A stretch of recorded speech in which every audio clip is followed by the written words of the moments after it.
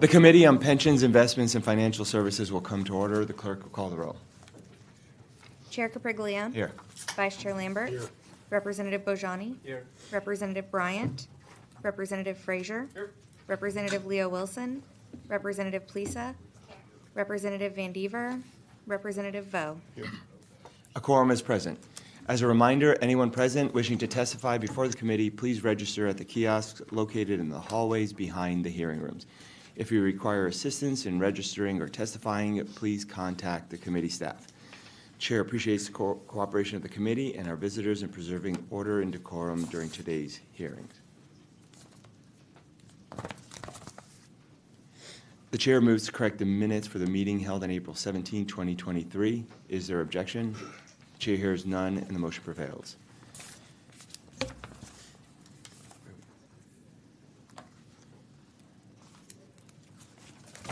The chair lays out House Bill 3441 and recognizes Chairman Hunter to explain the bill. Thank you, Mr. Chairman and members. What we have here is fairly simple and forward. In a municipality, there are limitations as to what benefits can be given to retirees. Municipalities can increase benefits on a volunteer basis, and it's particularly in law enforcement. And a lot of the law enforcement groups in my area visited with me.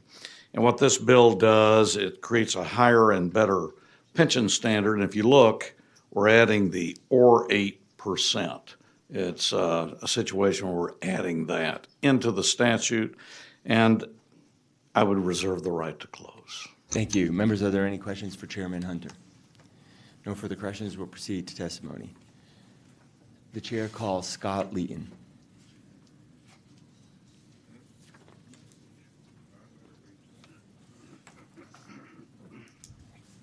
Good morning. Thank you for being here today. We show you registered as Scott Leeton. You are here on behalf of yourself and the Corpus Christi Police Officers Association, and we show you registered as for the bill. Yes, that is correct. Thank you. Thank you, Chairman and committee members. I appreciate the opportunity to be here. As Chairman Hunter said, this is a very simple bill under the TMRS ability to contribute. It's the 5, 6, or 7% contribution rate. This just adds the ability to make it an 8% contribution rate by the member. It does not force the municipality to have to do this. It is completely just an option by the language change in this bill that would allow a city to make this change. So again, it's not mandatory for a city to do it. It's just an option. Something we've looked at is an ability to try to recruit, have a better benefit for cities to be more competitive when they're trying to recruit and hire new employees, and I'll stand by for any questions. Thank you. Members, are there any questions? I don't have any questions. Thank you for your testimony today. Thank you. All right. The chair calls Greg Shipley.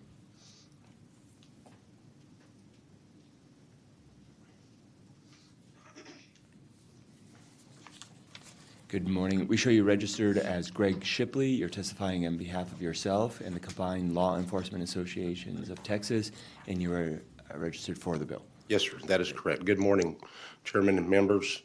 Like you said, my name is Greg Shipley. I've been a Corpus Christi police officer for 34 years and a TMRS member for 34 years.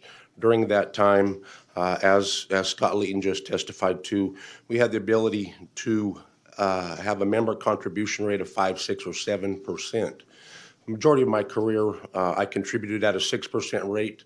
A few years ago, my city went to a 7% rate. As I'm sure you all know, the applicant pool for police officers is pretty shallow these days. It's a rough career, and people are not flocking to this career. And so we need to do everything that we can to increase benefits and working conditions. As I handed out to you a second ago,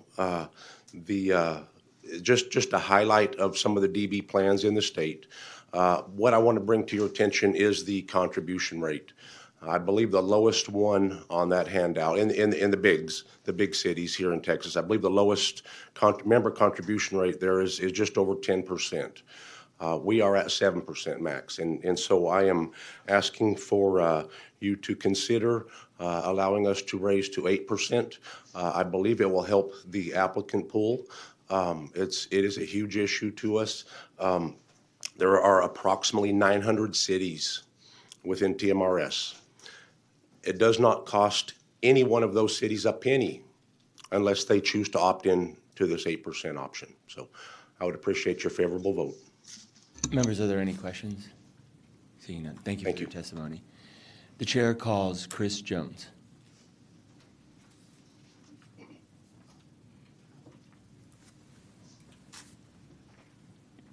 Good morning. We show you registered as Chris Jones. You're here on behalf of the Combined Law Enforcement Association of Texas, and you're registered for the bill. That's correct, Mr. Chairman. I just want to thank Chairman Hunter for bringing this bill, and not to be repetitive, I'll just say we support this option and be happy to answer any questions. Members, are there any questions? Thank you for your testimony, Mr. Jones. Is there anyone else here who wishes to testify on, for, or against House Bill 3441? Not, the chair recognizes Chairman Hunter to close on the bill. Close. Awesome. Thank you, Mr. Chairman. Have a good day. All right. Where is it? The chair lays out House Bill 2406 by Chairman Guerin. Thank you, Mr. Chairman, members, and I really appreciate you having an 8 o'clock meeting so we can get our business done. Well, before we do that, I'll lay out your substitute. House Bill, Lays out House Bill. the committee substitute, we need to lay out substitute, please, sir. I'm sorry? There's a substitute. we Yeah, need to lay but the out. chair offers a committee substitute. Thank you. Under current law, certain commission law enforcement officers are eligible to receive enhanced retirement benefits from ERS. These benefits are provided through the Law Enforcement Custodial Officer Supplemental Retirement Fund, LECOS. House Bill 2406 amends the government code to add law enforcement officers commissioned by the Attorney General who are members of ERS to the list of law enforcement officers eligible for retirement benefits under LECOS, and I'd be happy to stand for any questions. I'd like to reserve the right to close. Members, are there any questions for Chairman Guerin? Seeing none, we reserve you. your right to close. The chair recognizes as President Gary Van Dever.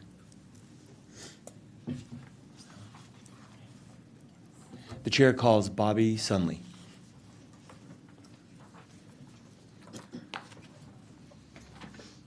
Good morning, Mr. Sunley. We show you registered as Bobby Sunley. You are here on behalf of the Texas Attorney General's Peace Officers Associations, and you are testifying for the bill. That's correct. Thank you. Thank you, Chairman and committee members. This bill will put our officers at the Attorney General's office in the LECOS fund, which is a supplemental fund for law enforcement officers. This bill would allow our officers to retire at the rule of 70 or age 55, which is very important for law enforcement officers because of the high stress job that we do. The type of work that our officers do at the Attorney General's office for the citizens of Texas is we have a child exploitation unit that goes after predators that go after children online. We have a fugitive apprehension unit that goes after absconded sex offenders and dangerous murders, along with a plethora of other type of stuff that we do. The types of stressors that our officers have are very high as far as the child exploitation work, and for our officers have to do over 20-something years of looking at child pornography is very strenuous. Additionally, the dangers that they face as far as assaults. One of our officers was shot 9 times in Houston while serving a felony warrant. This bill just would give us parity as far as the other state entities in law enforcement like DPS, Parks and Wildlife, and TABC. Thank you for your time. Thank you. Members, are there any questions? None. Thank you. Is there anyone else here who wishes to testify on, for, or against House Bill 2406? If not, the chair recognizes Speaker Guerin to close on the bill. Thank you, Mr. Chairman. As of April 18th, the OAG has 193 peace officers, and were we to include them in the fund, it would only affect the fund by 1/1000th of 1%. If I'm happy to answer any questions, otherwise I would close. Thank you, Speaker Guerin. Members, are there any questions? Thank you, sir. Okay, the committee substitute is withdrawn, and if there's no objection, the bill will be left pending. Is there objection? The chair hears none, and the bill is left pending. Members, as a point of clarification, the chair leaves House Bill 3441 as pending. Is there any objection? The chair hears none, and the bill is left pending.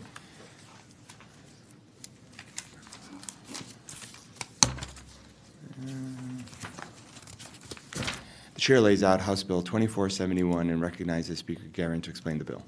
Thank you, Mr. Chairman and members. And the chair offers a committee substitute Thank you. and also notes that Representative Bryant is present. Thank you, Mr. Chairman. Committee substitute House Bill 2471 is very similar to the last bill we heard. This one is for the Comptroller's Office. The very same arguments that I presented before, but it amends the government code to allow the law enforcement officers commissioned by the comptroller who are members of ERS to the list of law enforcement officers eligible for retirement under LECOS.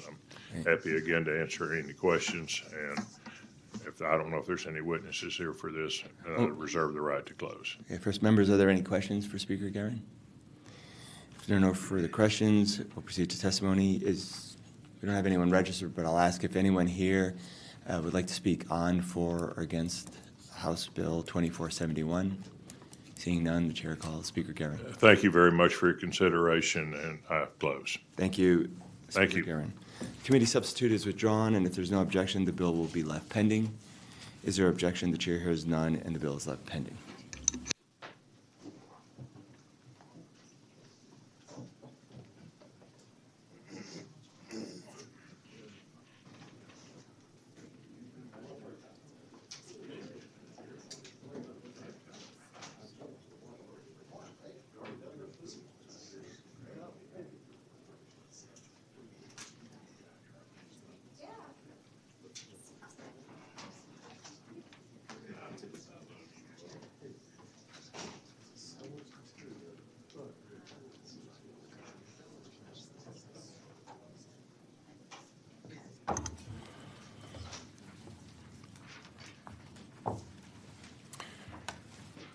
Let's see, Capriglione.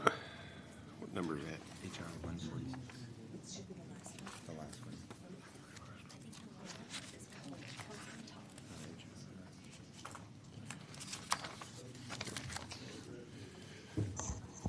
Chair lays out HJR 146 and recognizes Chairman Capriglione to explain the resolution. Thank you, Mr. Chairman. Mr. Chairman, members, thank you for the opportunity to address the committee.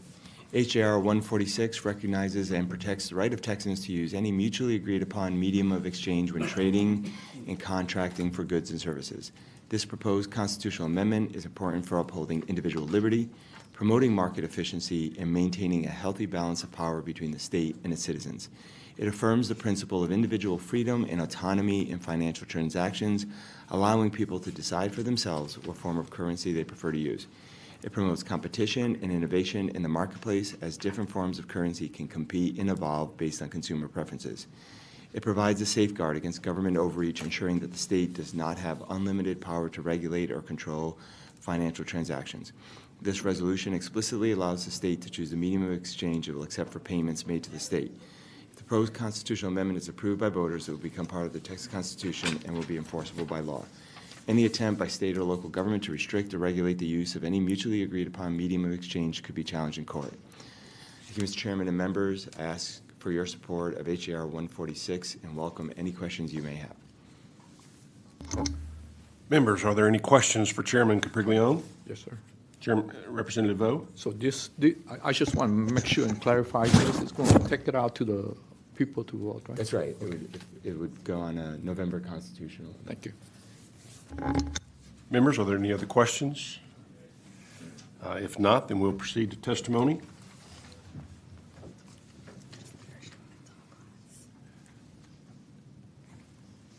The chair calls Tom Glass. Mr. Glass, we have you registered as Tom Glass, testifying on behalf of yourself and the Texas Constitutional Enforcement. Is that correct? Yes, sir. Please proceed. And I'm in favor of the bill. Oh, for the bill. Thank you.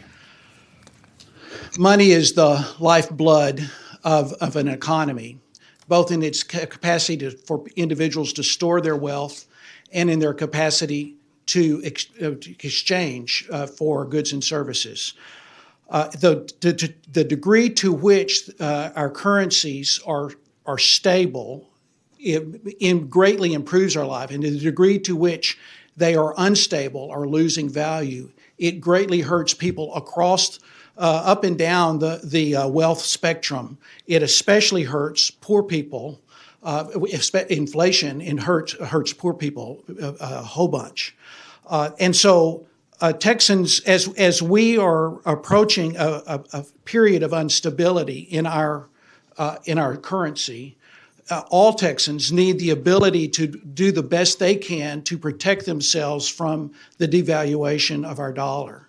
And then we have the additional threat that's coming along, where more and more people, primarily out of the global financial community, are telling us they would like to see a central bank digital currency substituted into the mix and eventually maybe forced upon all Texans. And central bank digital currencies, because they're programmable, give the ultimate police state power over our lives if we're forced to use it. Texas cannot stop whether the Federal Reserve or other entities outside of the state of Texas issue a central bank digital currency. But what we can stop, I think, is to make it very clear that we, the people of Texas, have the right and the power to choose alternatives if we don't want that police state control mechanism of central bank digital currency coming at us.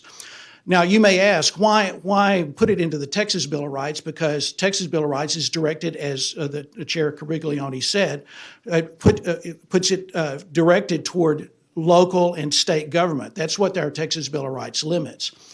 But my answer to that is that we have a thing called the Ninth Amendment in the United States Bill of Rights, and it says just because we haven't explicitly recognized other natural rights, that doesn't mean that the federal government shouldn't respect it.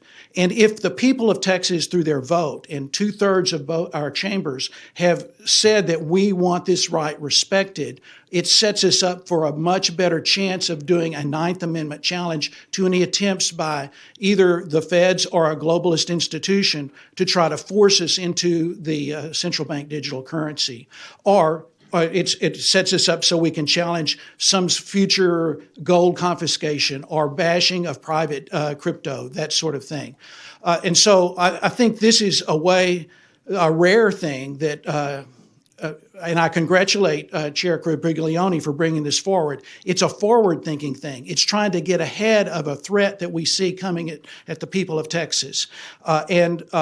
It's an innovative way that it goes to our traditions of natural rights and uses our Constitution to protect the people of Texas against either financial instability or dictatorial implementation of police state tools like central bank digital currency.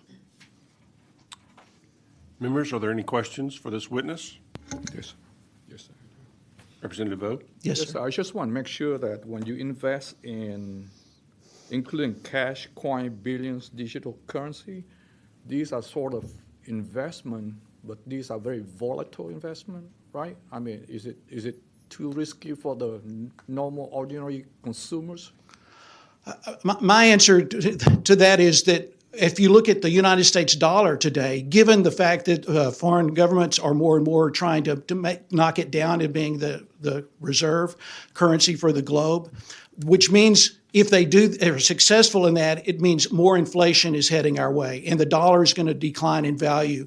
And so it's a risky investment. And the point of this bill is that individuals need to be able to look at use their own judgment about their own circumstances and their own conditions and make their best judgment about what's most risky to them in light of their circumstances. And when you do that, I mean, that's the whole idea of what a market is all about. That individuals make decisions based on what they think is best for them, and it probably will work out a lot better than if some global elite or federal elite gets to decide for them. Okay, so this is the option for consumers or for investors to invest in this type of currency. Yes, sir. Yeah, and you know, if they don't want to, they don't have to. All right, but to my knowledge, that investing or trading currency is very volatile on the daily basis or on the hourly basis. So is it going to be? Well, I mean, when you look at that long list of things that are protected by this amendment, one of them is gold and silver coin. I mean, that has been the thing that historically people have gone to for refuge when there's financial buffeting and storms going on and devaluation of the currency. And if I think that's the thing that most people will go to. Well, I included, when I helped draft this, we included a private digital currency in there because there's lots and more, ever-growing number of people who think private digital currency is a way to even though right now, in terms of its relationship to the dollar, it goes up. Bitcoin, for instance, goes up and down all the time. Just yesterday, I said it's back to up pretty high after it's been down. So they do go up and down, but there's a lot of individuals who think that Bitcoin is their way to withstand the financial struggles that are coming at us with the dollar. And so I want to make sure every Texan has the right to make those decisions for themselves. I understand, but yes, sir. But trading on these, like a cash or coins, bullions, and so on, currencies, is a very volatile thing. It varies on the hourly basis. So is it going to be a risky investment for people who don't know how to do it, or Every person has to make their decision about what's best for them. The very first word in this there is cash. I actually started getting interested in this idea back in 2016 when I read a news report that the Indian government had announced that they were going to withdraw the 1,000 rupee and the 500 rupee note from circulation, and they were going to do it within 48 hours. India is a country where there's a large number of poor people who pretty much keep their life savings in their mattress. They are unbanked. And so there were millions, if not tens of millions of people whose life savings were threatened by this action by their own government. And they had to rush within 48 hours to the bank or lose their life savings. Many people were out of town. The lines were forever long. People were dying of heart attacks and other things in line while they were waiting overnight to be able to make sure that what they had worked for all their life didn't get destroyed by their own government. It was that experience and the assault on cash which led to the creation of this idea that we're talking about today. In those days, the banking community was worried about negative interest rates. And what negative interest rates means in reality to the ordinary citizen is you get charged for keeping your money in the bank. Well, certainly the unbanked, they have no incentive to go take their money to the bank in that situation, and also other people who are already in the bank don't want to be charged and are likely to pull it out. It was a big threat to the bank, and that's when, and I think that's why the Indian government started doing this move on cash. They call it the war on cash. And when you think about Texans, the poorest among us in Texas, still many of them are unbanked. And they use cash for their everyday, and they use cash to be able to store it. And cash is the dollar, and if the dollar's declining, they're in trouble. But I want to give them every alternative that we can to be able to withstand those threats to them as possible, and that's why we're doing this. Thank you, sir. Yes, sir. Members, other questions? Representative Bryant? Are you saying that by amending the Texas Constitution, we can prevent the federal government from devaluing the dollar? It's a long sequence of logic, but I'll go through it. I think the answer is yes. That's okay. And it's I just want your answer. Yeah, and the answer is yes, because it sets us up for a Ninth Amendment challenge to any assaults on alternatives to a devaluing dollar. And competition creates more stability. If the Federal Reserve knows that more and more people are going to leave the dollar to go to other alternatives like gold or silver or private digital, they're more likely to try to maintain the stability of our dollar. And so I'm hoping this produces stability in our dollar, and I'm hoping it gives alternatives to people if the Federal Reserve fails us and that dollar starts declining in value. All right, thanks. Members, other questions? Seeing none, thank you very much Thank for you. your testimony. Is there anyone else who wishes to testify for, against, or on this bill? Seeing none, then, the chair recognizes Chairman Capriglione to close on the resolution. Thank you, Mr. Chairman. Just to kind of answer some of the questions, what this constitutional amendment does is just simply say, it doesn't say you have to invest, it doesn't say you can't invest. All it says is that the government cannot put in any new laws or restrictions that would stop someone from owning any of these items. If they want to invest, they can. If they can't. But part of the reason that there's concern over this is there have been movements by the Federal Reserve to create their own digital form of currency, which I think we would all agree is a risk not only to the liberty and the privacy of individuals, but would also wreak havoc on industries like the banking sector. We've looked at working documents from the FDIC themselves that have pointed out that the creation of a currency reserve would be terrible for banks. They leave out the part where it would be terrible where the federal government would know every single transaction you have. So again, this amendment simply states that the right of the people to own or hold any of these forms of assets shall not be abridged. With that, Mr. Chairman, I close. Thank you, Chairman Capriglione. If there's no objection, the HJR 146 resolution will be left pending. Is there objection? Chair hears none. The resolution is left pending.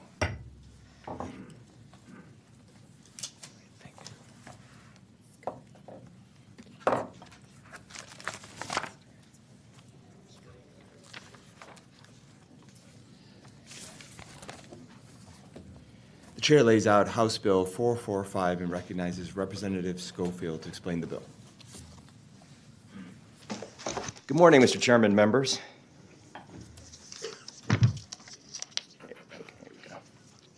House Bill 445 would provide voters with more transparency in how bond money they're being asked to vote to tax themselves is spent.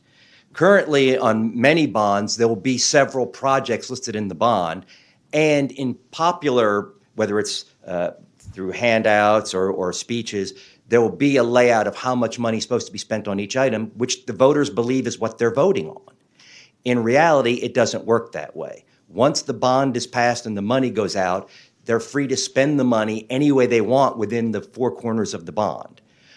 In particular, in my district, we had a situation where voters specifically rejected having the most expensive football stadium in the history, and 7 months later, they were asked to revote more money in the bond, more different items, and they were promised, oh yes, we're not going to outspend Allen on the football stadium, and we're not going to spend $60 million, and instead $70 million of the subsequent bond ended up being spent on the stadium, which is not what the voters voted for. This is far from the only example of this, and my bill is really simple. What it says is the bond ballot language must state each project to be funded, which is normally the case currently, and then secondly, the amount of bond proceeds, which is to be spent on each product. All that does is tell the voters you're going to get what you voted for. You vote to tax yourself for extra money. It's not just free money for us to do with whatever we want within broad parameters.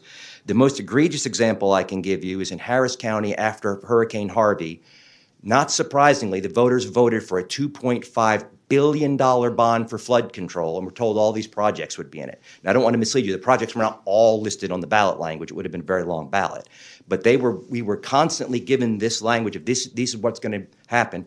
As soon as the bond passed, suddenly none of the money was spent in the northwestern part of the county where a certain type of voter lived, and also where it floods, and the headwaters for all the flooding that takes place downstream. It was spent in more politically desirable areas. All this bill does is say, if we're going to ask the voters to vote for money, we're going to spend it on what we said it was to be spent on.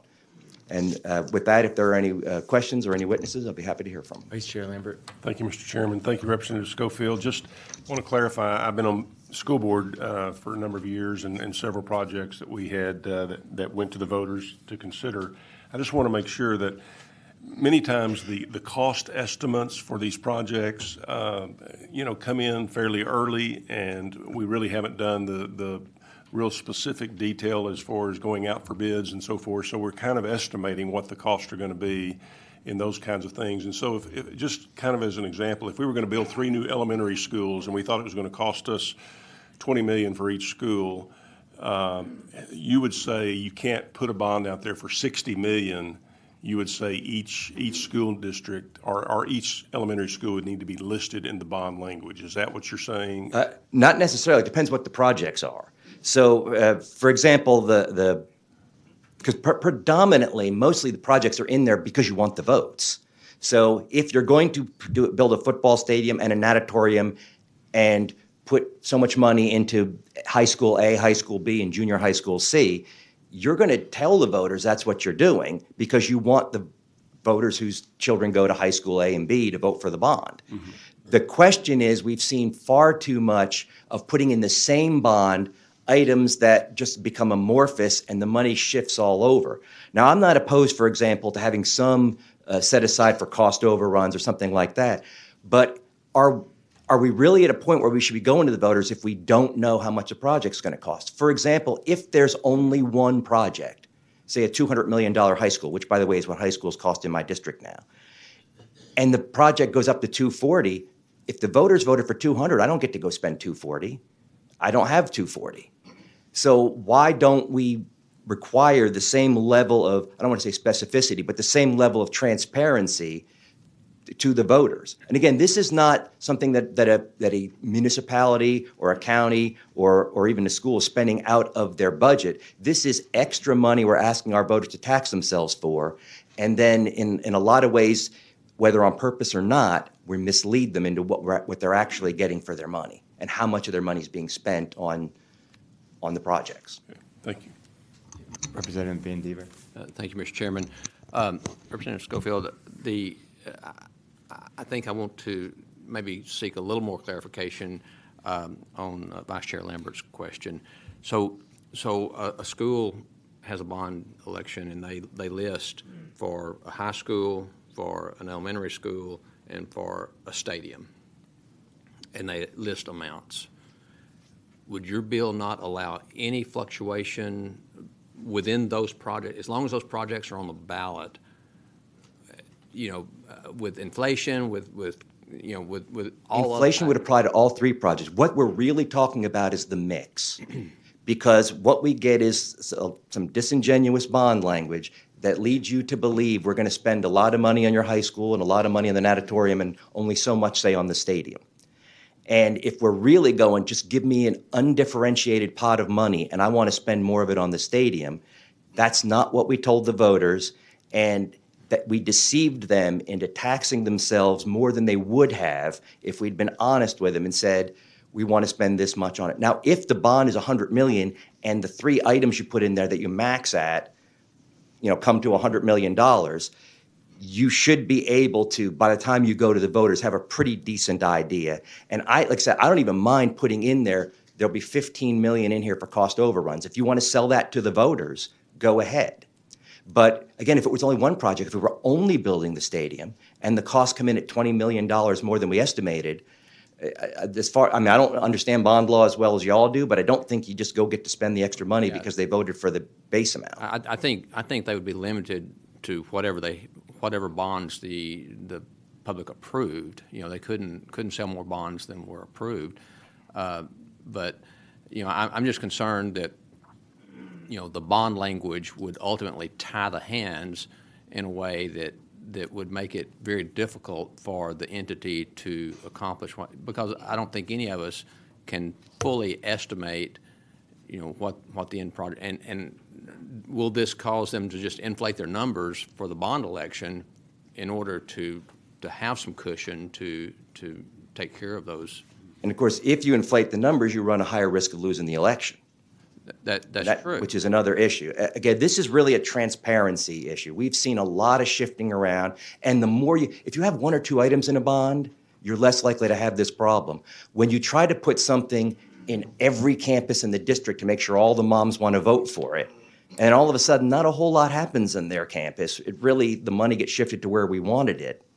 That's not really being fair with the voters, and the voters didn't have to approve that extra spending, and they did because we misled them. Okay, thank you. Members, are there any other questions? Okay, none. Hold on one second. Is there anyone else who wishes to testify on, for, or against House Bill 445? If not, the chair recognizes. Someone just registered somehow, literally. Hold on one second. The chair calls Monty Exter. Snuck that in. Good morning. You show you're registered as Monty Exter. You're here testifying on behalf of yourself, and you are testifying against the bill. Is that correct? That is correct. Right, good morning. As you may have surmised, not the bill I initially came to testify on. However, I just recently served on the bond steering committee for the ISD that I live in, and felt compelled to get up and basically agree with Representatives Lambert and Van Dever. In reading the language of the bill, this would actually encourage districts to potentially be less fiscally responsible. AISD just passed a bond in which they are dealing with 20 plus campuses in addition to a lot of other projects. Those projects will roll out over a course of 5 or 6 years. There is no good way to know the exact amounts.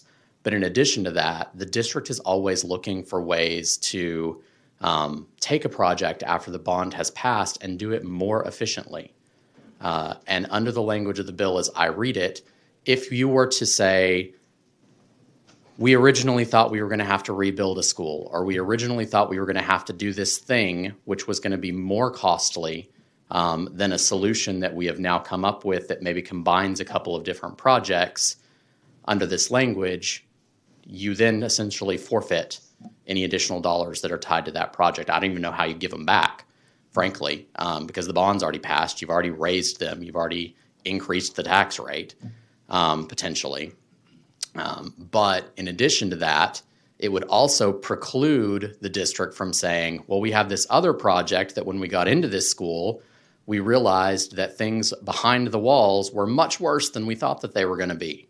And so now we can't spend the dollars that we saved over here on this project in order to do it correctly. So effectively, we're now not going to be able to do this project at all until we come back and rebond for it at a higher amount, which is both a bad deal for the kids at that particular campus and ridiculously additionally inefficient for the district in terms of trying to get its campuses correctly working.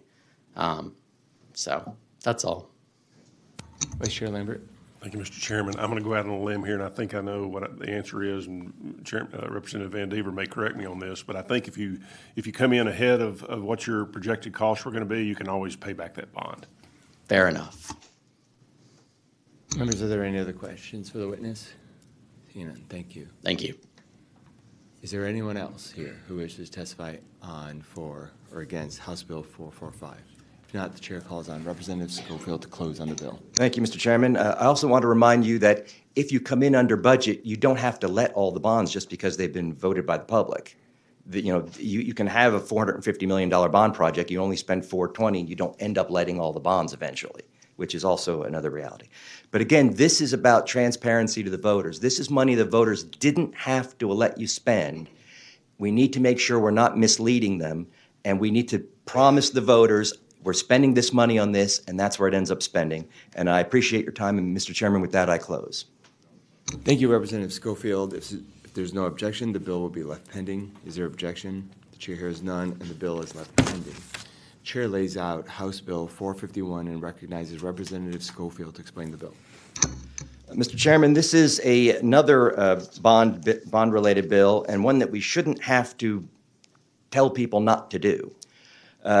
As you know, there are all different types of indebtedness that the district can issue, or that anybody can issue if they are doing public securities. You don't have to roll everything into the 30-year bond. But we've had some districts that have actually put personal computers and things with a shelf life of 4 or 5 years into a 30-year bond, to the point where you're still paying interest 20 years later on a Wang computer that is no longer even made, much less being in use. There are other ways you can do it. You can put those items into a 5-year obligation, in which case you are not continuing to spend interest many decades, really, after the item has lost its usefulness. So what House Bill 451 would do is very simple. It would say a political subdivision may not issue a public security to purchase or lease tangible personal property if the expected useful life of the property ends before the maturity rate of that public security. So and as you know, they amortize everything. We have green eyeshade folks who will figure out the expected useful life of any particular item that you've got. If you've got something like, for example, computer, whether it's iPads for the kids or any item like that, if it's not going to last 30 years, put it in the 5-year and don't put it in the 30-year bond. That's really all the bill does. And with that, I would certainly answer any questions. Members, are there any questions for Representative Schofield? No further questions. We'll proceed to testimony. Is there anyone else here who wishes to testify on, for, or against House Bill 451? Not, the chair recognizes Representative Schofield to close on the bill. Members, I appreciate your time.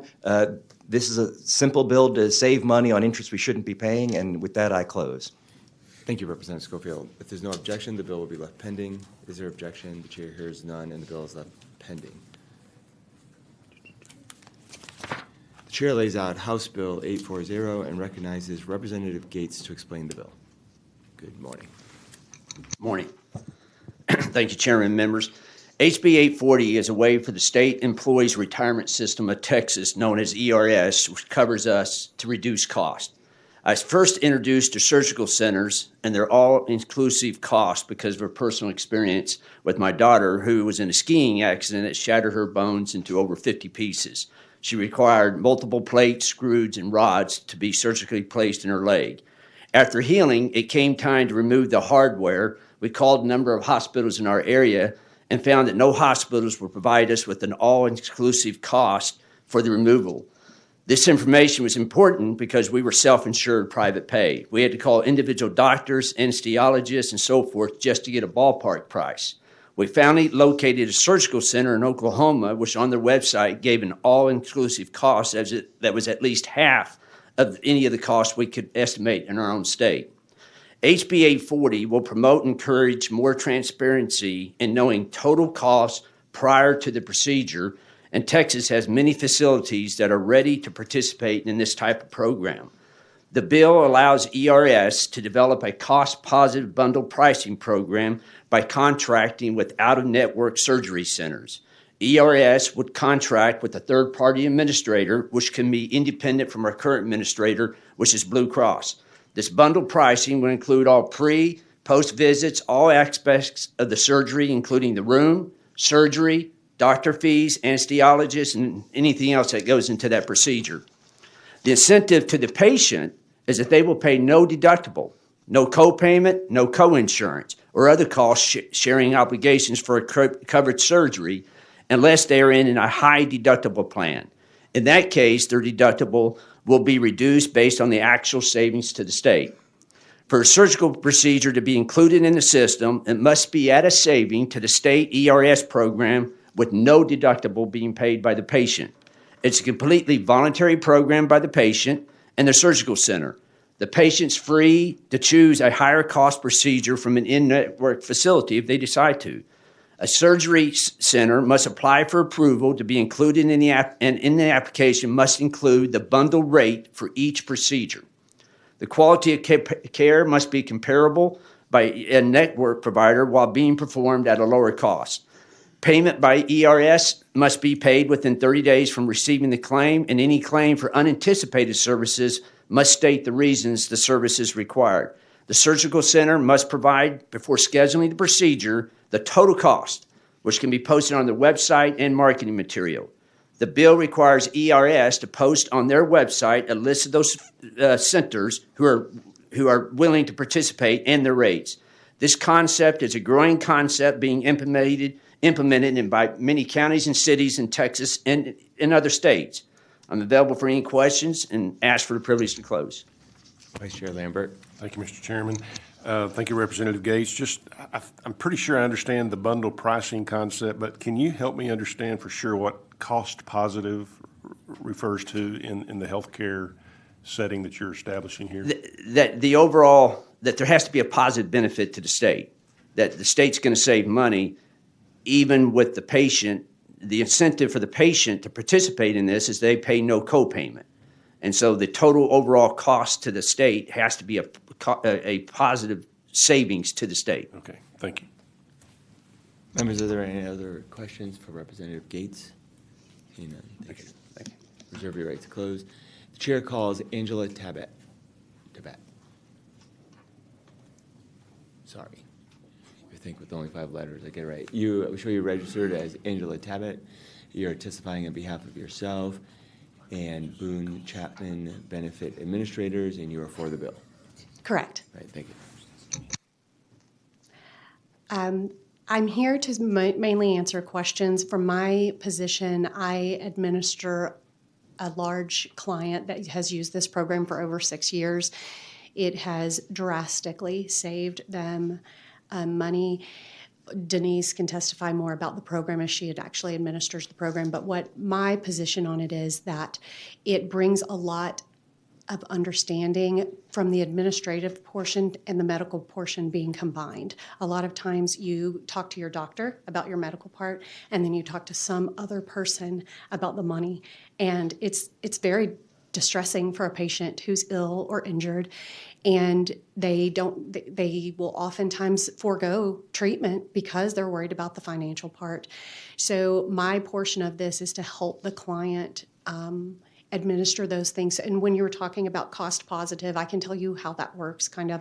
So if you have a plan that when I'm saying you in this case, you're the patient, right? So if your portion is you pay your deductible and then you pay 20%, let's say, right? And it's an 80-20. You also have a maximum out-of-pocket amount, right? When you hit that, you're done, and your insurance program takes over the rest. So let's say the surgery is $100,000 and your out-of-pocket maximum is $8,000. Your plan is now paying $92,000. So that $92,000, even with you paying your portion, is a lot for the state to be paying. Now, if you go to a surgery center and that same surgery, and please understand that I'm making numbers up. I don't know numbers. But let's say that same surgery at the surgery center costs $25,000. The state can pay that full $25,000, pay for your hotel room if you had to travel there, pay for your x-rays, your MRIs, all of those things beforehand, and maybe they spend $40,000. It's still a savings of $42,000 at that point for the state. So now you've made your employee happy because they paid nothing. And I mean, what can make you happier than that? The other thing that we've found to be super member satisfaction driven is that the quality is so high. These surgery centers, the only thing that they have to go on is their name and their reputation, right? And the only way they can stay in business is to have very high standards. We do surveys, we talk to our members, we manage them through it, and by the end of the surgery, I actually had an employee that works for me who called me and said, "This is the best company ever," just because she had such a good experience there, and she paid nothing. It's one thing to have a great experience and pay a lot. It's something else to pay a lot and have a terrible experience. But to get both as the member, as the patient, to be able to pay nothing, have an excellent experience, and be a good steward of your company's program or your company's plan is just an all-around win. So my part, again, is really just the administration of it. I'm not involved in the clinical part, but I've worked very closely with it. So that's why I'm very, very much for it. Members, are there any questions for the witness? Being none, thank you for your testimony. Thank you. The chair calls George Brown. Good morning. We show you registered as George Brown. You're here on behalf of yourself and the Texas Medical Management LLC, and you are for the bill. That is correct. All right, good morning. Good morning. First, I just want to say thank you to Representative Gates for his leadership on the bill, and thank you to the chairman and the committee members for allowing me to voice my support for House Bill 840 today. My name is George Brown. I'm with Texas Medical Management. We're a provider organization licensed to operate in the great state of Texas by the Texas Medical Board, and we provide quality, transparent bundled surgeries for self-insured employers, private cash pay patients, and municipal and county government employees across the state of Texas today. When we talk about bundled surgery, again, we mean one all-inclusive, upfront, knowable price with no surprise bills. We, along with many other great bundled surgery colleagues today, help plan sponsors fulfill their fiduciary responsibilities by providing these services at a significantly reduced price compared to what's available in today's opaque healthcare marketplace. Our results of 40 to 60% cost savings have been validated time and time again by third-party validation firms. And I'm actually reluctant to even call our current healthcare system a marketplace, as it bears almost zero characteristics to a real market.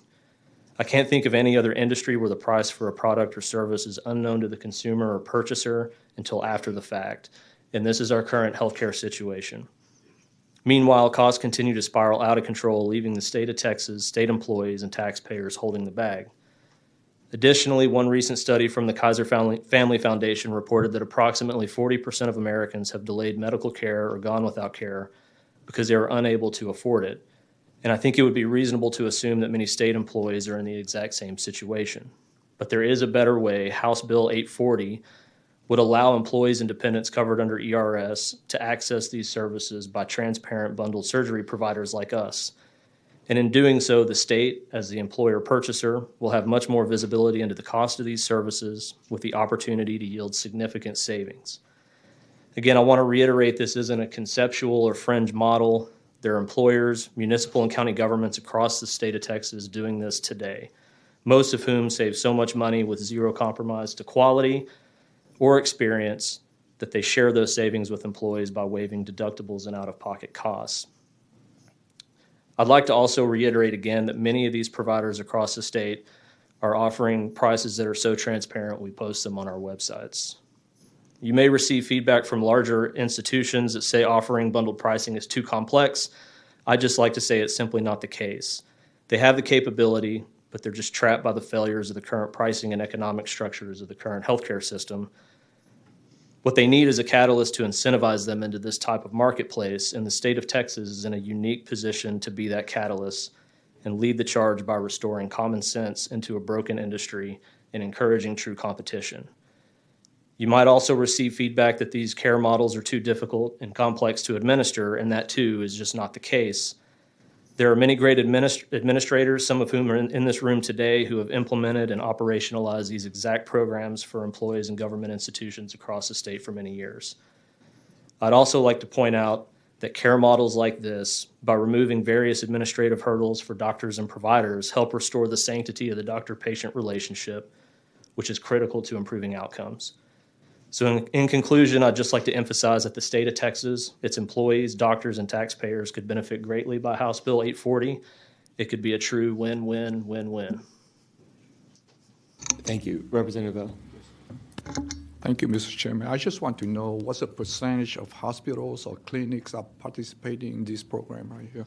Like in bigger cities like Houston, Dallas, San Antonio, Austin? I don't know an actual percentage. I can say across many of the markets in Texas today, you have various ambulatory surgery centers providing these services.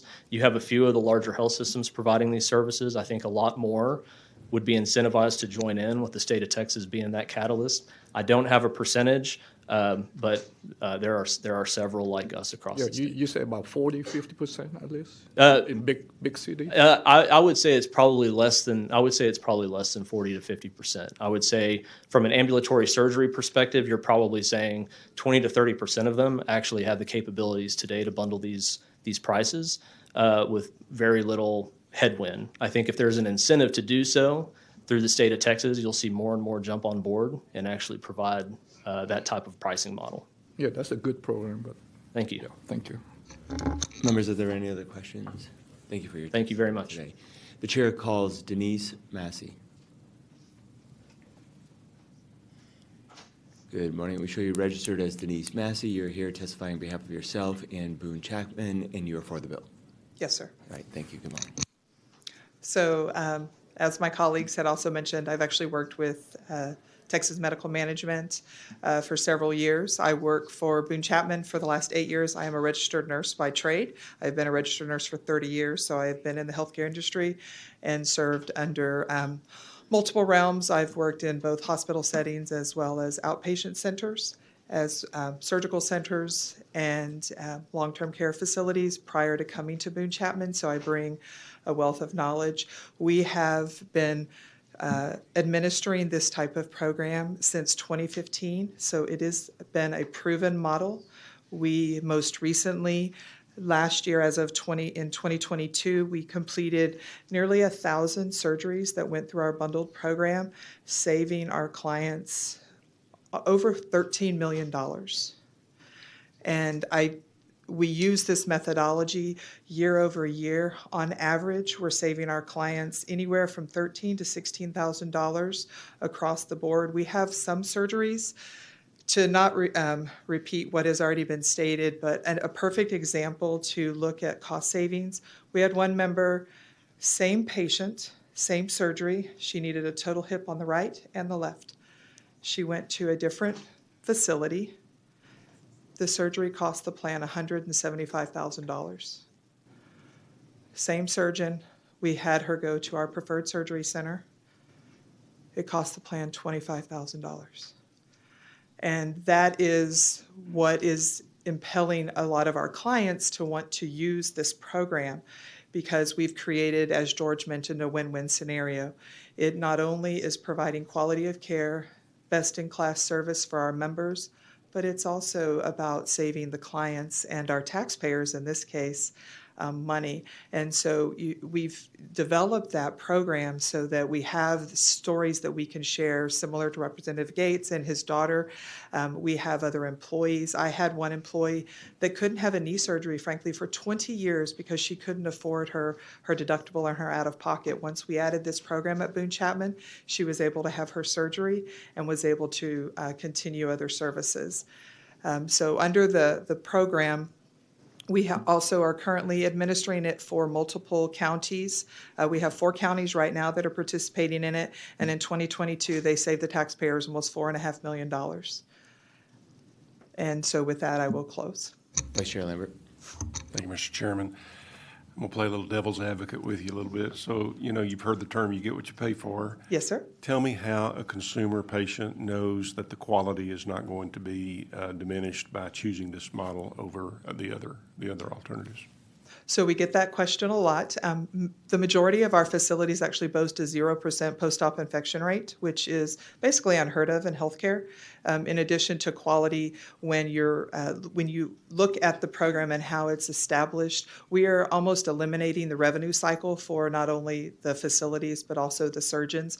So surgeons and quality surgeons are actually wanting to participate in the program because, frankly, they don't have to worry about collecting money from the patient. They don't have to worry about, billing years down the road of collecting their deductibles that may take 5 years for a patient to pay if they're paying $50 a month.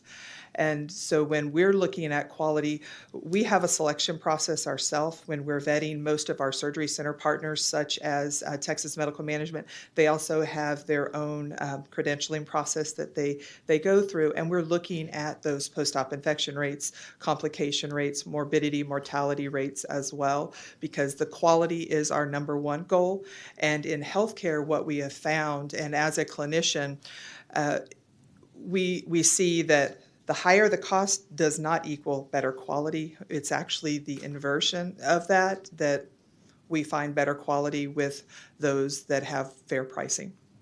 But that information is available. It is available, yes, sir. And as the bill states, it is a member's choice, and all of our members under our plans, this is an option, it's a benefit, and my team actually goes over that with them as well. Thank you. Members, are there any other questions? Representative Bryant.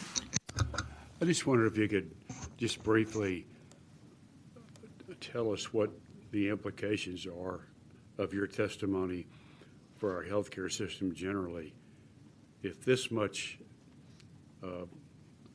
is it fair to say, profit can be squeezed out by changing to a system like this, is there no other, I mean, is it just plainly profiteering that would characterize the rest of the healthcare system? Interesting question. To some extent, there is egregious billing practices that exist today. It's also about allocating resources where they're needed. Much of what we're doing is, and I was an emergency room nurse for 5 years. You go into the emergency room, you're evaluated. They're obligated to give you a doctor, right? This is who you need to follow up with. They're not looking at their network. They're not looking at their costs, their quality. It's just who's on the rotation. And in healthcare, many of us, that's how we choose our providers. Well, my doctor told me to go here, or my friend goes here. But yet, if you were to go buy a car, I can guarantee most of us in this room have done our research. We've looked at quality ratings, we've looked at costs, we've looked at colors, we've looked at features. And we don't do that in healthcare. But when it comes to pricing, we were actually talking about this earlier today, that there are many people that are uninsured and underinsured. And when you go to a hospital in the emergency room, they're going to see you, but that person may never be able to pay, or maybe they end up paying 5% of their bill. So those hospitals also are having to recoup those monies from everyone, from the other 10 people behind them that may not be able to pay or aren't able to pay. And in my opinion, I think that's where some of the billing practices come, but it also leads to members shouldn't go to a hospital to have a knee scope done. There's no medical necessity behind that unless they have other comorbidities that necessitate that level of care. So it's also about allocating the resources and allowing our hospitals to be able to care for the ones that need emergency room settings, that need an ICU or a CCU, instead of being inundated with these lower level procedures. And your patient, following up on Mr. Lambert's question, your patients are not experiencing any longer wait times or any diminution in quality of any kind? Actually, the reverse. Most of our preferred providers were actually a priority for them because of the revenue turnaround. They know that through our program, they will receive reimbursement usually within 2 weeks. Max is 30 days. And they want to get our patients scheduled. That's part of our program when we contract with these providers. Thank you. Members, are there any other questions for the witness? Seeing none, thank you for your testimony. Thank you. Is there anyone else here who wishes to testify on, for, or against House Bill 840? Not, Chair recognizes Representative Gates to close on his bill. Thank you, members. This bill, because last session, because I was a freshman, I didn't really get to this bill to the end of the session, and I got it out of committee, and we got it to the House floor, but it died before the end of the session. So I've been working on this for 2 sessions, and Vice Chair Lambert, that's a great question about the quality. That's why we put a section in the bill that one of the criteria that ERS has to look at is that the quality of care must be comparable to the current system. And so if a patient actually has a poor quality of care and they report that to ERS is going to have full authority to just yank them out of the system, even if they are the cheaper price, because quality of care is paramount.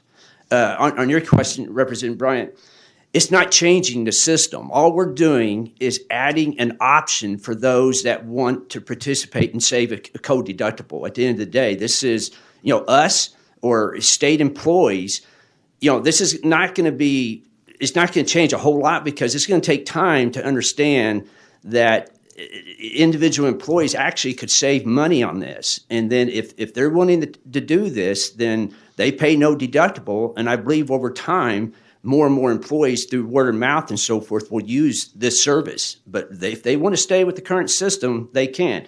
When I looked at this, I looked at Blue Cross, and I looked at a lot of their prices, because when you go to Blue Cross, that's us, you can see different, for different procedures, you can see what the cost is. I then went and looked at different surgical centers, and I couldn't believe the difference in the cost between these choices. And so I think in a free market system, I would gladly choose the lower price cost and save myself the deductible because, yeah, in fact, Dr. Bonin is a joint author on this. He has his own surgical center, and I actually had a procedure there, and it was very, very quick. So, these surgical centers are very regulated, and they just don't participate in the Blue Cross system because of administrative costs and everything else that goes in it. So I think this is a great way that we can lower our costs with our state employees. Thank you. Thank you. Members, any questions for Representative Gates? If not, the chair closes. If there's no objection, the bill will be left pending. Is there objection? The chair hears none, and the bill is left pending. The chair lays out House Bill 2452 and recognizes Chairman Guillen to explain the bill.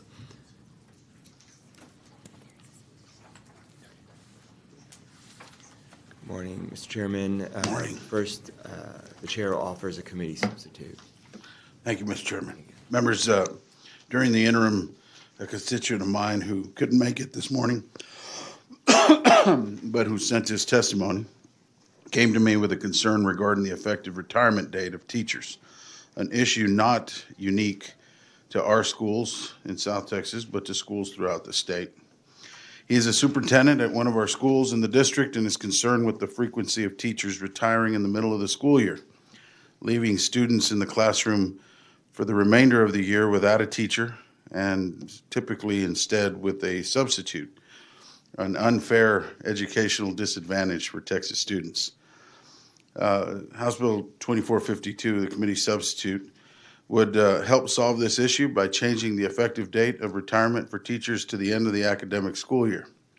The bill includes an exemption for existing or prior agreements with districts and for health concerns. The only difference between the original draft and the sub is that the sub's a Ledge Council draft. I can help answer any questions if y'all have any.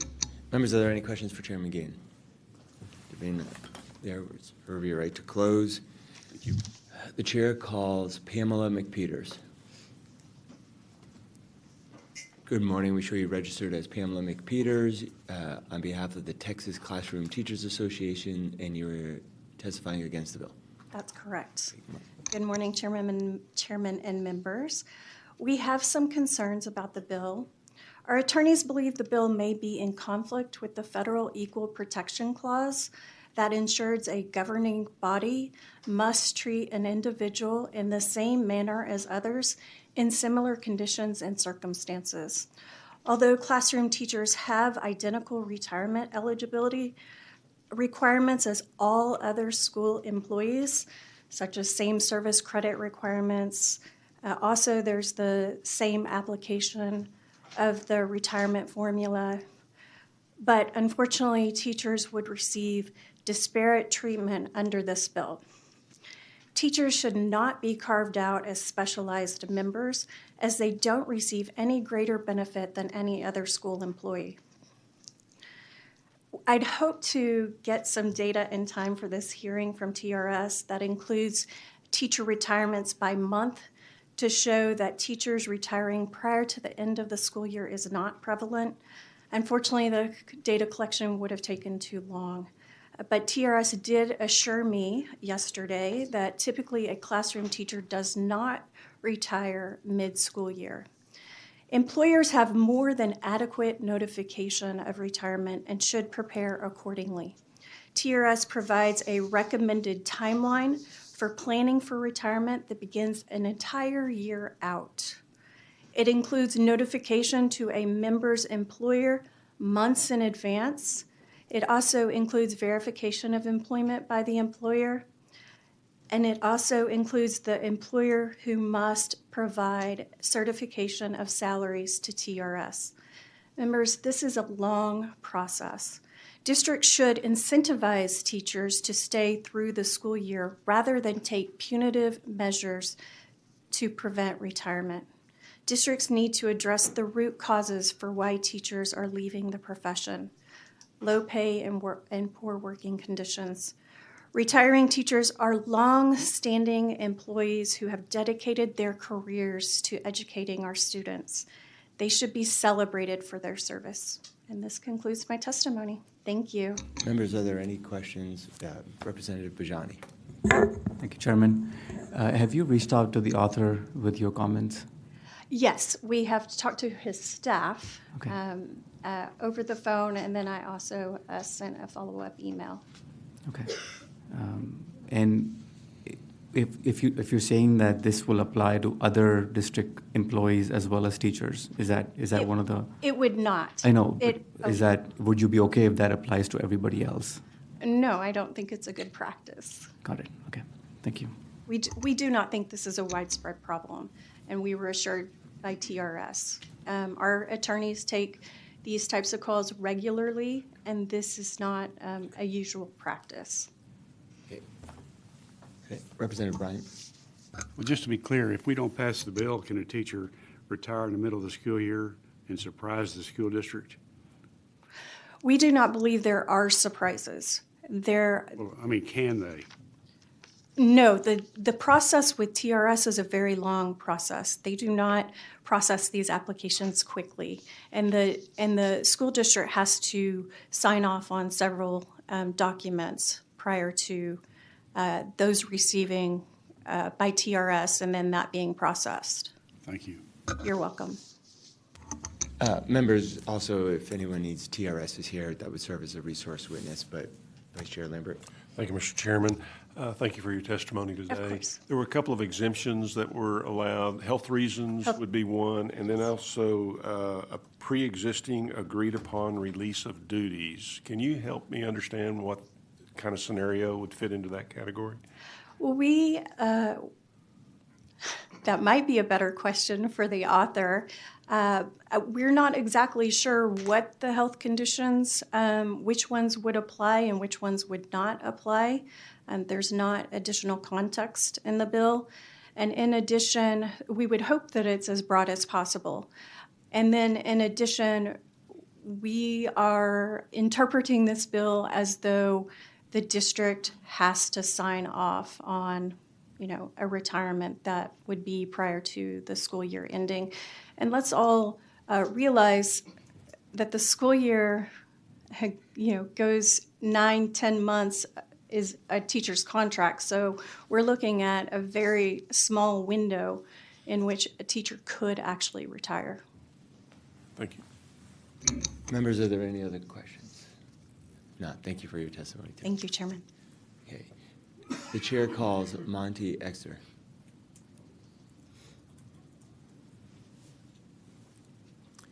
Good morning. We show you registered as Monty Exter. Exter, you're here on behalf of the Association of Texas Professional Educators, and you're testifying against the bill. Yes, sir. Thank you, Mr. Chairman, members. Monty Exter with ATPE. We are opposed to the bill. I'll start by just saying, ditto to everything that Pamela said. I also want to address the comment that you had, Representative Bryant. I want to make very clear that retirement and quitting are two very different things in the context of the law. So you ask whether or not an educator could leave mid-year and surprise a district. An educator could stop working for a district mid-year, but just because you stop working for the district mid-year, if you haven't gone through the process that Pamela was describing, you are not going to start getting your retirement. This bill would not prevent an educator from leaving mid-year. It would simply prevent them from receiving their retirement. So if you were to decide to leave mid-year and you didn't start the process prior to actually leaving, it's very unlikely that you would get through the process before the end of the year anyway, making this bill effectively moot. Otherwise, you will have started that process, and as Pamela mentioned, you will have given the district lots of notice in the process of doing that. The other thing that I wanted to say about this bill is that for two reasons, we certainly appreciate that districts have a desire not to lose people mid-year. That makes sense. But there are two reasons why this bill also just doesn't functionally work.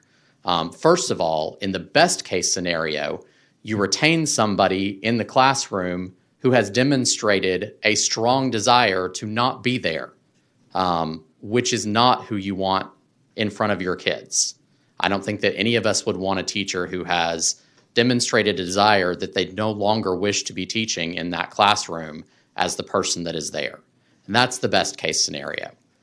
Under a likely scenario, you're talking about folks who have built up over the course of their entire career leave time, who may have 4 to 6 weeks of leave time built up and have the ability to utilize that if they're going to be required to stay for the rest of the year. And now you as a district are paying someone to be there because you're paying them to use their leave time, and you're paying for a substitute because they're still not in the classroom. So in either instance, you've got a really bad scenario. As the previous testifier said, what we need to be doing is addressing the root cause, which is to help folks to have better working conditions, help folks to either want to themselves stay or be building up a scenario in which we don't have issues that we are so stretched on our teacher workforce that we have to hold on to people that don't want to be there just to make sure that we have coverage. This bill doesn't do anything to address any of those root issues. It simply punitively would seek to force someone who doesn't want to be in the classroom anymore to continue to be there anyway, which is just not a good scenario. Happy to answer any questions. Members, are there any questions? Thank you. Is there anyone else who wishes to testify on, for, or against House Bill 2452? If not, the chair recognizes Chairman Guillen to close on the bill. Thank you, Mr. Chairman. We'll work with the parties and see if we can tweak some stuff and get something back to you. Thank you, Chairman Guillen. The committee substitute is withdrawn, and if there's no objection, the bill will be left pending. Is there objection? The chair hears none, and the bill is left pending. The chair lays out House Bill 4641 and recognizes Chairman Meyer to explain the bill. Thank you, Mr. Chairman. Members, currently the process... Sorry, Mr. Chairman. Can I just, the chair offers a committee substitute. Correct. Okay. Correct. All right. Thank you, Mr. Chairman. Members, currently the process for victims of coerced debt to take legal action to stop collections is complex and cost prohibitive, especially for victims of domestic violence, victims of human trafficking, and persons with a disability without the means to hire an attorney. HB 4641 creates affordable and attainable pathways for victims to halt collections of debt resulting from identity theft. The bill establishes for victims of family violence, human trafficking, and people with disabilities the option to use an affidavit or unsworn declaration under Chapter 132 of the Civil Practice and Remedies Code to prove they are victims of coerced debt. Members, we have a number of witnesses here to testify on this matter, and I'm certainly willing to take any questions and reserve my right to close. Members, are there any questions for Chairman Meyer? No questions. We'll proceed to testimony. Thank you. The chair. Thank you, Mr. Chairman. Thank you. The chair calls Christy Bussey.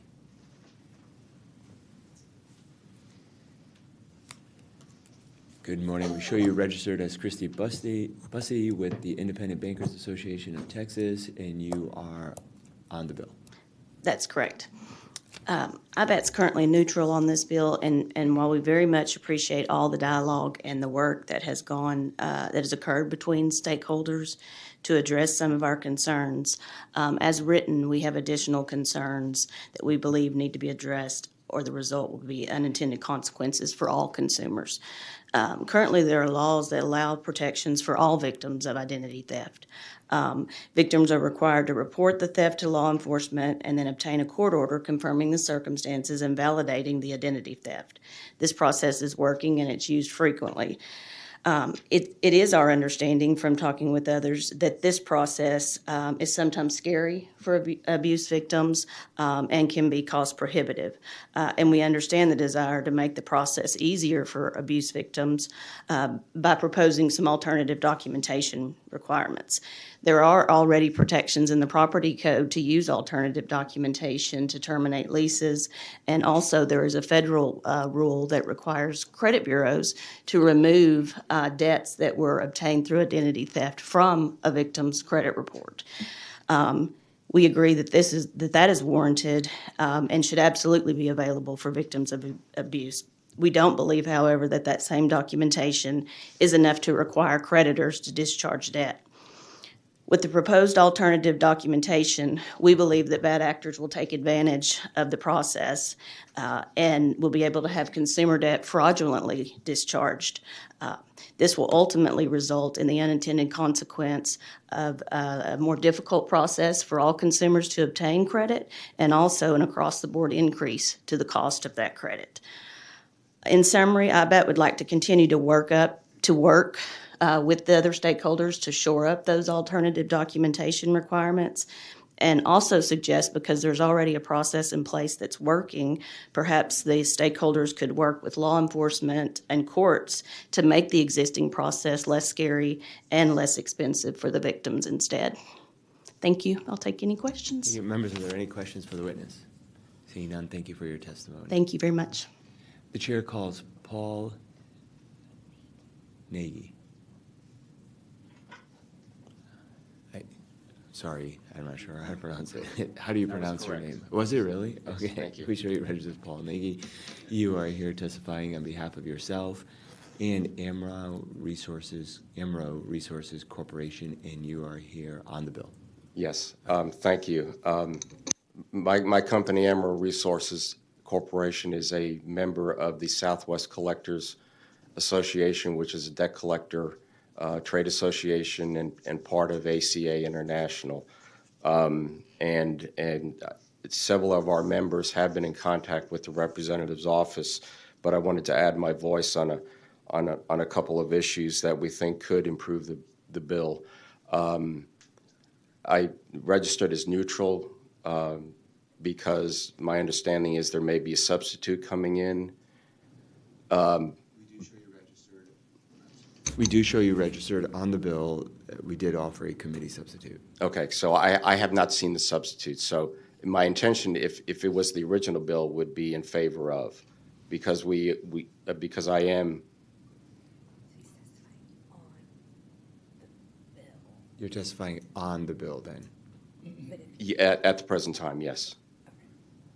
But I would like to be in favor once I see the substitute, though. But you're currently, we show you registered as currently and that's on fair. the That's bill. fair. So if you could talk about Okay. the bill, since you haven't seen the substitute. Yes,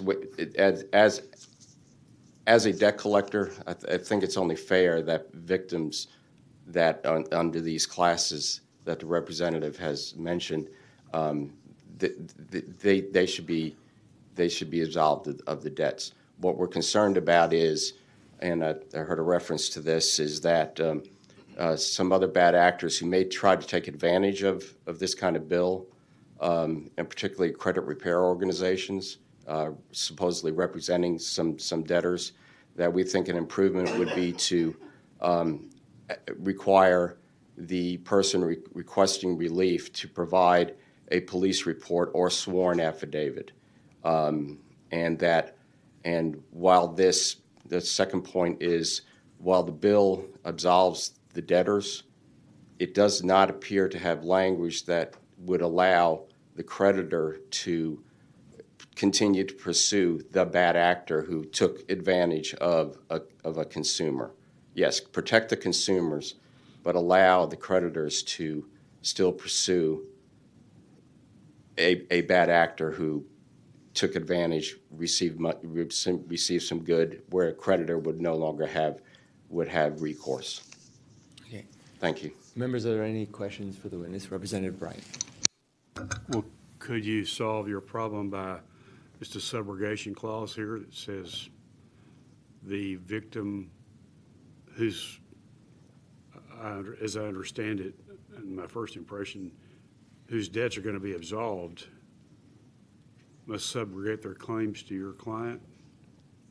I have to say I'm not an attorney, but from my understanding, it could be a tweak in the language that we saw in the bill to correct that one way or another. Maybe that's the term, but I can't say for sure.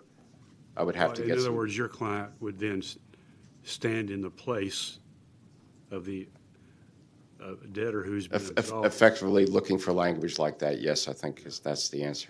Thanks. Members, are there any other questions for the witness? Seeing none, thank you for your testimony. Thank you. The chair calls Brittany Kinsey.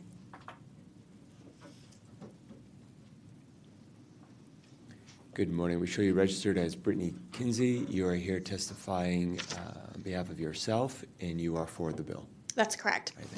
Good morning, and thank you for allowing me to be here to testify. My name is Brittany Kinsey.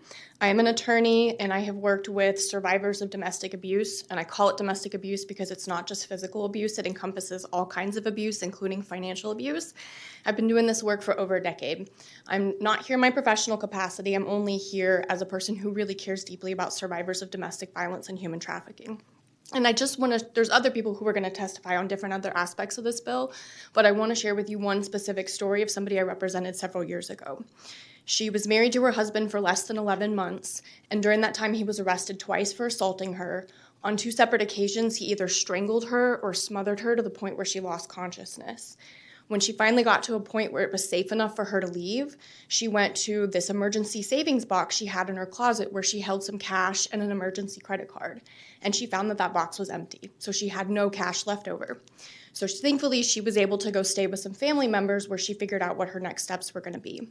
And in that process, she realized that not only had he taken that cash, he had maxed out that emergency credit card, and he had taken out nearly a dozen other credit cards in her name she knew nothing about. She was thankfully able to get an annulment because her entire marriage was based on fraud. It turned out his name was not correct, his job was not correct, nothing that he said about himself was correct. But she, based on the law at the time, there was nothing she could do about that debt. Under Texas contract law, she was responsible for that debt. And a few years ago, she ended up being sued for that debt and now has a money judgment hanging over her head. This woman was a nurse. She had worked very, very hard to build up a retirement, build her career, and have good credit, and it was all taken away from her by somebody who lied about who he even was. Survivors have to start over from scratch whenever they leave or escape a violent relationship, but when they're saddled with coerced or fraudulent debt, they're not able to do basic things like get a job. They can't buy a car. They can't even rent an apartment in a lot of places. As of right now, there's no real recourse for survivors to advocate for themselves, to force creditors to stop collection and actually investigate these kinds of fraudulent debts other than filing a lawsuit. It's not just scary for people, it's really hard. I'm an experienced lawyer myself, and when I had a family probate issue, you know what I did? I went and hired an attorney because it's a really overwhelming thing to do on your own when it's your personal life you're dealing with. A lot of our clients that we face, or a lot of people who are in these situations, do not speak English. They have limited education. Sometimes they don't have transportation to the courthouse. So asking them to try to find the money to retain an attorney or represent themselves through a very complicated lawsuit, it's basically impossible. This bill will give victims the tools to advocate for themselves and stop collection efforts on any debt that's been incurred through identity theft. And just real briefly to address some of the concerns that came up earlier, under this bill, as written with the committee sublanguage, there is an ability of the creditor to come back and sue the bad actor. So if the victim identifies who their abuser is and who incurred this debt fraudulently or through coercion, there's nothing stopping this creditor or debt collector from going after that person. And that's what we all want. We want that person held accountable. In addition, if there's any concerns about people who are going to take advantage of the system, the bill still allows creditors where they find a material misrepresentation of fact to come back and actually sue this person who claimed that they were a victim of domestic violence if they were lying about it. So I don't think there's really any concerns from the creditor's perspective, and it will really protect victims going forward. And I'm open to any questions. Members, are there any questions for the witness? No, thank you. Thank you. Testimony. The chair calls Angela Litwin. Angela Litwin. Hey, sorry. Good morning. I will show you registered as Angela Litwin on behalf of yourself, and you are on the bill. Yes. Okay, thank you. Yeah.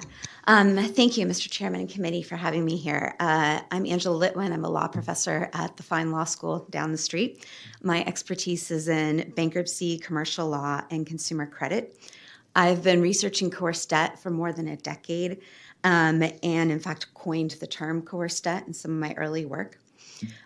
Coerced debt occurs when the abuser in a relationship with family violence incurs debt in the victim's name using fraud or duress. For example, I interviewed a woman whose ex-husband took out credit cards and auto loans in her name without her knowledge. He used his sister to impersonate her for the auto loans. I interviewed another woman who took out thousands of dollars of credit card for her debt for her ex-husband because of the threat of severe beating, for example. Coerced debt appears to be prevalent. In a survey I conducted with the National Domestic Violence Hotline, 51% of callers reported coerced debt during their lifetimes. Coerced debt can leave women exiting abusive relationships owing thousands of dollars of debt that they did not voluntarily incur. This bill will provide real, practical relief to victims of family violence by letting them halt the phone calls and lawsuits about debts they did not sign up for. It's necessary, even though federal law already allows the removal of negative credit information from credit reports. First, federal law only covers identity theft by fraud. It doesn't cover debts created by coercion. Second, federal law does not help with the underlying liability and collection, which continue to play a role in saddling the survivor with fear, worry, and trauma about the abuse. This is debt that was incurred by abuse. One goal of abusers is control over the victim.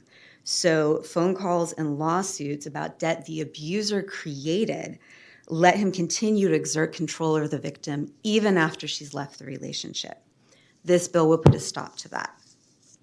This bill will deliver these real improvements to the lives of DV victims while seeking to limit the impact on creditors. There are three options for documentation.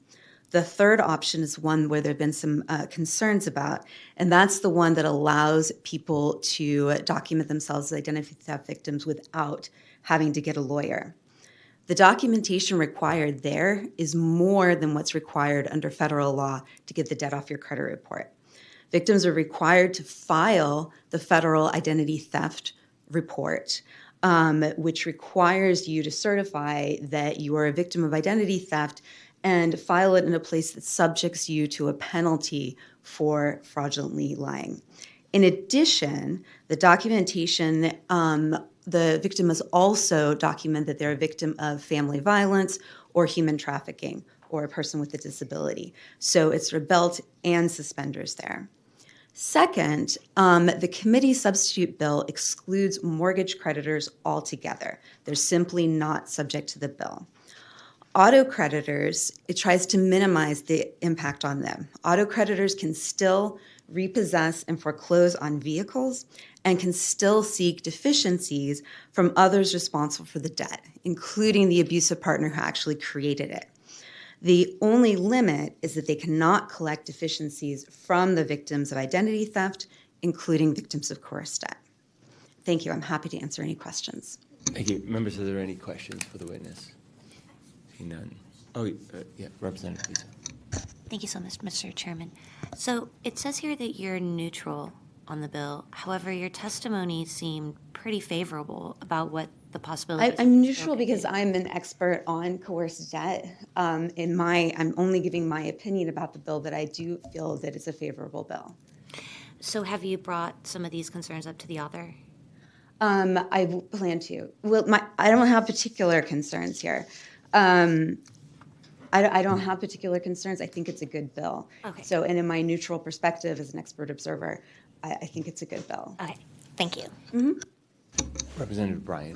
Is the concern of the creditors that was expressed by an earlier witness, in your view, well-founded? I think that the language could be clearer that the creditor can still collect from the party who created the debt. I believe there'll be negotiations are still ongoing, and that language, you can make it clearer that the creditor can collect from the abusive partner who created the debt. That I think is a little ambiguous still, and I'd like to see that clarified. Other than that, I think the bill does a good job. Thanks. Mm-hmm. Members, are there any other questions? All right, thank you for your testimony. Thank you. The chair calls Krista Delgado. There, show you registered as Krista Delgado. You are here on behalf of the Texas Council on Family Violence, and you are testifying for the bill. Yes, thank you, ma'am. Thank you, Chair Capriglione. I'm Krista Delgado, Legislative Director at the Texas Council on Family Violence, here in strong support of House Bill 4641 by Chair Myers, and we are so grateful for your continued leadership over the last several sessions to create meaningful relief for victims of identity theft. This is my first opportunity to appear before this committee this session, and I recognize that probably issues of family violence might seem a bit outside of the committee's purview, so we appreciate your thoughtful consideration because this bill, HB 4641, lays precisely at the intersection of the committee's statutory and systems oversight and our advocacy to promote safety for survivors of family violence. A critical component of that safety is financial security, as research shows that access to financial resources is the most likely predictor of whether a survivor will permanently separate from their abusive partner. The Texas Council on Family Violence is a membership-based coalition of more than 1,000 members, some of which are family violence service providers in your district. And we always appreciate the opportunity to work with lawmakers and your offices to create more opportunity for safety for victims of domestic violence. I won't go into my background on financial abuse and how incredibly prevalent it is. I think you've heard about that. You've also heard from Professor Litwin, who coined the term coerced debt, what that is. I will say that the Texas legislature itself recognized the importance of protecting survivors of coerced debt by enacting a law in 2019 to include these survivors into the definition of identity theft under the penal code. This was because we had oftentimes survivors approaching police departments and being refused, turned away, or worse, because law enforcement said, your partner or spouse cannot steal your identity. In 2021, we enacted a law that mirrored that more inclusive definition of identity theft into our business and commerce code so that these victims could also be recognized in our state district courts. HB 4641 builds upon these efforts by ensuring that once a survivor has met the necessary requirements outlined, and there are very specific requirements in the bill, they can be freed from the persistent perusal of collection efforts, which we all, I think, would perceive as annoying and unwelcome, especially if the debt was accrued by identity theft. But they're felt as particularly harassing, alarming to a person that has been subjected to power control, intimidation, and harm by the perpetrator partner that also incurred this debt. So this creates a path for victims who may be reticent to go to law enforcement, may not be able to hire an attorney or represent themselves pro se in a court case. And even those victims, this pathway requires 4 specific types of documentation they have to demonstrate. As Professor Litwin mentioned, it goes above and beyond what would be required at the federal level to receive these items removed from one's credit report. This is a very tangible type of relief in 4641, and it creates a pathway towards meaningfully felt financial freedom for survivors of family violence and coerced debt. Thank you very much for your attention, and I'm happy to answer any questions and encourage your support for this bill. Members, do we have any questions for the witness? Seeing none, thank you for your testimony. The chair calls Bronwyn Blake.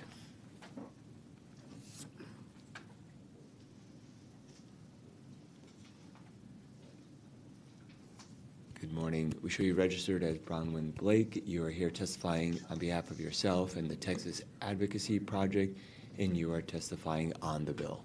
Is that correct? Yes. Okay. Thank you, Chairman, Vice Chair, and members of this committee. As an advocate for survivors of domestic, dating violence, human trafficking, sexual assault, child abuse, and stalking, and in my capacity as the Chief Legal Officer at Texas Advocacy Project, where we provide free civil, legal, and social services all across the state, I'm honored to speak today on how beneficial HB 4641 would be to the clients that we serve. Coercion is a very real and very potent form of abuse that is all too common. I see this form of abuse daily when I'm working with survivors at the Texas Advocacy Project. The fallout can be long-lasting, with severe trickle-down effects lingering long after a victim leaves the abusive relationship or situation. We witness survivors battling daily to secure safe and stable housing, gainful employment, burdened by the debt resulting from their abuse. We're presently assisting a survivor whose abuser acquired a car loan in her name. Although they're now separated, the abuser has stopped making payments, leaving her in a financially precarious position. She's been hesitant to initiate divorce proceedings until she feels safer. Leaving is the most dangerous time for a victim of abuse. Now she's being harassed by loan companies, receiving threatening phone calls and emails, and facing the possibility of repossession of the vehicle. The actions of her abuser have had dire consequences on her credit and her future ability to secure transportation for herself and her children. Under this bill, the Texas Advocacy Project would be able to get her the documentation she needs to get relief from this debt. Our organization also works with survivors of human trafficking, some of whom have faced overwhelming challenges when their traffickers open multiple lines of credit in their name, leaving them with overwhelming debt. Despite their courage in breaking free from the abuser, they continue to struggle with the aftermath, including the arduous process of restoring their identification and repairing their credit. Sadly, these negative debts remain an albatross around their neck, hindering their ability to move forward and presenting an ongoing form of control by their abuser. Under HB 4641, the Texas Advocacy Project could help them secure the documentation they need to avoid this debt. Victims of coerced debt can struggle with financial instability for years after leaving the abusive situation. They have damaged credit scores, they're unable to obtain loans or credit, they face all kinds of difficulties in securing housing, transportation, or even custody issues with their children. The stress of dealing with coerced debt can cause extreme emotional trauma, such as anxiety, depression, and even PTSD, which can affect a survivor's ability to function in daily life and rebuild a healthy life. Victims can find themselves facing legal consequences for debt that they were coerced into taking on. In my line of work, I've seen time and time again my clients being held liable for loans and credit taken out in their name by their abuser, or facing eviction or foreclosure due to missed payments on accounts and debts they never knew existed until collectors came knocking. The insidious consequences of coerced debt are long-lasting and severe. They leave survivors in dire need of specialized assistance to restore their financial stability. This is why House Bill 4641 would be beneficial to the survivors that we serve.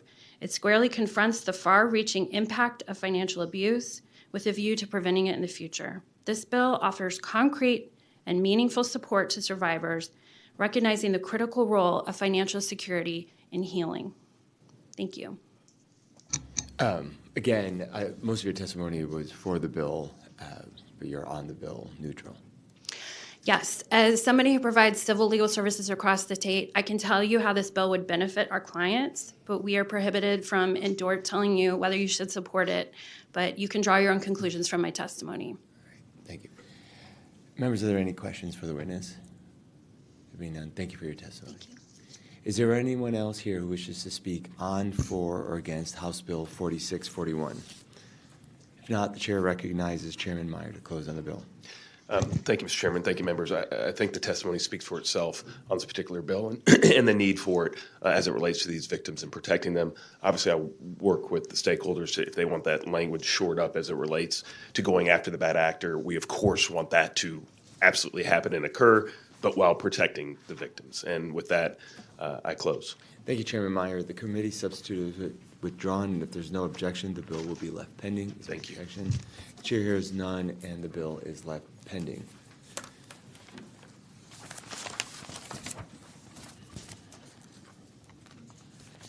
The chair lays out House Bill 3664 and recognizes Representative Reynolds to explain the bill. Good morning. Good morning. Thank you, Mr. Chair and members, for the opportunity to lay out House Bill 3664. This bill aims to remove certain eviction case information from credit reports. As you may be aware, eviction cases have a significant impact on a tenant's credit score, which can in turn affect their ability to secure housing in the future. This is particularly problematic for tenants who have had an eviction case filed against them, even if the case was ultimately dismissed, or if the tenant paid all the money owed to the landlord. Our proposed bill seeks to address this issue by allowing residential tenants who have met certain criteria to request the removal of eviction case information from their credit reports. Specifically, this section applies only to tenants who were defendants in eviction cases where a judgment was entered for the plaintiff, but who have since paid all the money owed and executed a new lease agreement with the same landlord. If this bill is enacted, residential tenants who meet these criteria will be able to submit a written request to a consumer reporting agency to have eviction case information removed from their credit reports. The consumer reporting agency would then be required to remove this information within 90 days of receiving the request, unless required by federal law. I believe this bill would provide much needed relief to tenants who have been unfairly impacted by eviction cases. By allowing tenants to have eviction case information removed from their credit reports under certain circumstances, we can help ensure that they are not unduly penalized in their future housing searches. Members, I thank you for your time and consideration, and I request the right to close, and I will be open to any questions. Members, are there any questions? Representative Rowe. Yes, sir. Representative, usually how long is it going to take the credit report to clear a name? I mean, once it's been requested? You said how long would it take for them to clear the name? You know, I don't know the exact how long, because that would depend on the agency. I know that they have 3 different credit bureaus, and I hope that they would do it expeditiously, but I don't know. I don't have a time certain that how long it would specifically take them to do it. Thank you very much. Members, are there any other questions for Representative Reynolds? And thank you. Reserve your right to close. We don't have anyone registered, so is there anyone else who wishes, or anyone who wishes to testify on, for, or against House Bill 3664? There being none, the chair recognizes Representative Reynolds to close on the bill. Absolutely. Thank you, Chair. And members, the reason why this came to my attention, I had many constituents who, some of you may have had constituents, during the economic downturn, during COVID, that had similar situations that happened. And I talked to some of the justices of the peace who hear these eviction cases, and they really kind of gave me a suggestion that would help give some of these people relief, because some of these people, they were able to remedy the matter with the landlord, but because there was a judgment rendered against them, it was on their credit report. So when they went for future housing, they were denied because they pulled the credit report, they see they've been evicted. Even though they remedied the matter, it still was a stain on them, and it prevented them from getting future housing. So I think this is a good bill to help those who have made the effort to work the matter out. They paid the debt, and they, with the same tenant, the landlord that they had the issue with originally. So I ask for your favorable consideration, and I close. Thank you, Representative. Members, any questions for Representative Reynolds? If not, if there's no objection, the bill will be left pending. Is there objection? The chair hears none, and the bill is left. Thank you. Thank you, members. Thank you. Members, we have one bill left by Representative Frazier. However, we have several witnesses who have been registered to testify. So the chair moves that the committee stand in recess until final adjournment or recess of the House, or during bill referral if permission is granted. Is there objection? Hearing none, the motion prevails. The committee stands in recess.